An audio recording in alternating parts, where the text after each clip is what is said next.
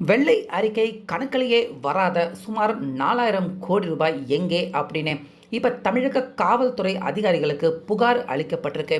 So இதனால் இந்த 4000 கோடி ரூபாய் இதை பற்றின வழக்கு தமிழக காவல்துறை அவங்க பதிவு செய்ய இருக்காங்க. ஸோ அப்படி அவங்க மட்டும் பதிவு செஞ்சிட்டாங்க அப்படின்னா இடி ரெய்டு அதிகாரிகளும் அவங்களும் உள்ளே வந்துடுவாங்க விசாரணை நடத்த. ஸோ அப்படி இன்னைக்கு 4000 கோடி ரூபாய் வெள்ளை அறிக்கையில் அந்த கணக்கு காட்டப்படலை, அந்த கணக்கே இல்லை அப்படின்னு இப்போ தமிழக காவல்துறை அதிகாரிகளுக்கு புகார் கொடுத்தது யார்? ஸோ இந்த புகாரால் இந்த வழக்கை விசாரிக்க போகிறாங்க தமிழக காவல்துறை. அதனால் இந்த வழக்கை நேரடியாக தங்களுடைய கட்டுப்பாட்டுக்கு உள்ள இடி ரெய்டு அதிகாரிகளும் அவங்களும் எடுக்க போகிறாங்க மேயர் பிரியா அவங்களுக்கு எதிராக. ஸோ இதனால் ஏற்கனவே திமுகவில் இருந்து சிக்கியிருக்க செந்தில் பாலாஜி, அதுக்கப்புறமா KN நேரு, இவங்க லிஸ்ட்டில் மேயர் பிரியா அவங்களுமே இந்த 4000 பேக்கேஜில் வசமாக இப்போ சிக்க போகிறாங்க இடி ரெய்டு அதிகாரிகள் கிட்ட. ஸோ அப்படி நேற்று வெளியிடப்பட்டிருந்த இந்த வெள்ளை அறிக்கை மூலிமா இப்போ மேயர் பிரியா அவங்க எப்படிப்பட்ட சிக்கலில் சிக்கியிருக்காங்க, அவங்க கைது செய்யப்படுறதுக்கான வாய்ப்புகள் இருக்கா அப்படிங்கிற முழு விவரம் எல்லாத்தையுமே இந்த வீடியோவில் பார்க்கலாம். அதனால் வீடியோவை ஸ்கிப் பண்ணாமல் பாருங்கள்.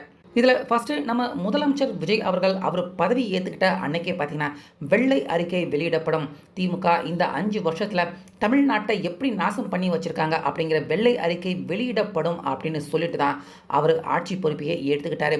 இப்படி இருக்க கிட்டத்தட்ட 1 மாதம் ஆயிடுச்சு. இப்போ நேற்று வில்சன் நிதி அமைச்சர் அவர் பார்த்தீங்கன்னா வெள்ளை அறிக்கை கடந்த 5 வருஷத்தில் இதுக்கு முன்னாடி 75 வருடமாக தமிழ்நாடு இருந்த நிலைமையை விட கடந்த 5 வருஷத்தில் தமிழ்நாடு ரொம்ப ரொம்ப ஒரு மோசமான பின்தங்கிய நிலைமைக்கும், எல்லா துறைகள்லையுமே ரொம்ப அராஜகம், ஊழல், எல்லா துறைகள்லையுமே தமிழக நாட்டையே கெடுத்து வச்சுருக்காங்க திமுக அப்படின்னு அடுத்துன்னு சுமார் 10க்கும் மேற்பட்ட தொழில் துறைகளில் எப்படியெல்லாம் திமுக அவங்க ஊழல் பண்ணியிருக்காங்க, தமிழ்நாட்டின் அந்த கஜானாவை காலி பண்ணியிருக்காங்க. இப்படிப்பட்ட ஒரு மோசமான நிலைமையில் தமிழ்நாடு இருக்குது அப்படின்னு தமிழக மக்கள் எல்லாருமே புரிஞ்சுக்கிற மாதிரியான ஒரு வெள்ளை அறிக்கையை கிட்டத்தட்ட 1 மணி நேரம் வாசித்து எல்லாருக்குமே புரிகிற மாதிரி சொல்லியிருந்தார் நிதி அமைச்சரான வில்சன். ஸோ இப்படி பட்டியலிட்டு அவர் எல்லா டீட்டெயில் விவரம் எல்லாத்தையுமே சொல்லிட்டாரு. இதில் மிக முக்கியமாக பார்த்தீங்கன்னா 4000 கோடி ரூபாய் கிட்டத்தட்ட மழை நீர் வடிகாலுக்காக சென்னை முழுக்க அமைக்கப்பட்டிருக்கு அப்படின்னு 4000 கோடி ரூபாய் கணக்கு காட்டியிருக்காங்க. ஆனால் அதற்கான எந்த ஒரு வேலையுமே சென்னையில் நடத்தி முடிக்கப்படலை.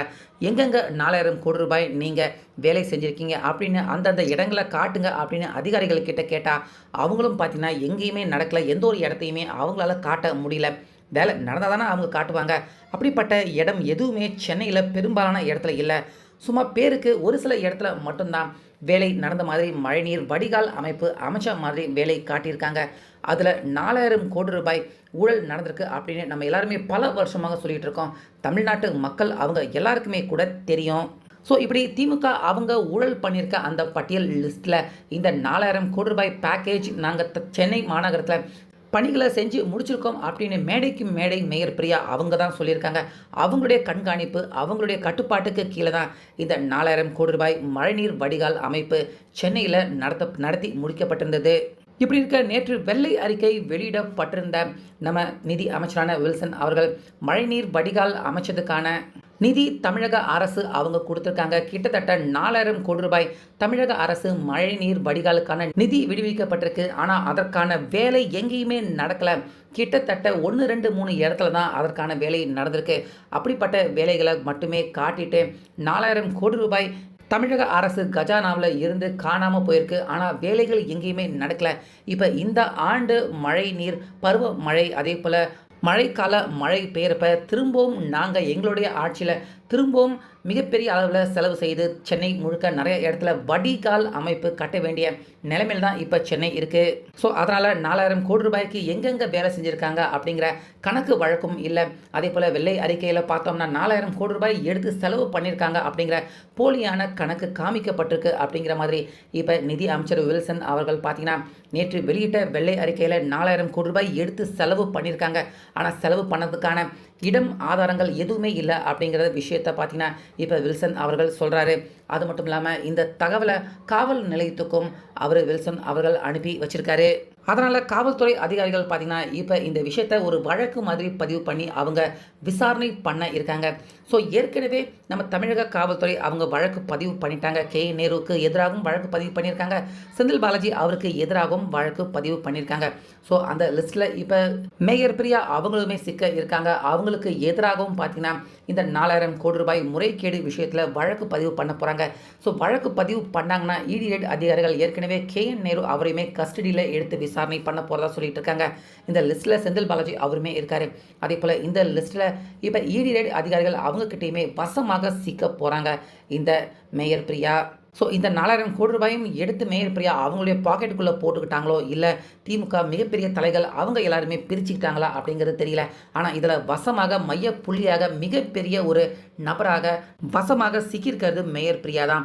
ஸோ அதனால் மேயர் பிரியா அவங்க இந்த வழக்கில் ஒருவேளை வசமாக சிக்கினாங்க அப்படின்னா அவங்க கண்டிப்பாக அடுத்தடுத்து அவங்களுக்கு பின்னாடி இருக்கக்கூடிய மிகப்பெரிய ஆட்களை கை காட்டுறதுக்கான வாய்ப்பு இருக்குது.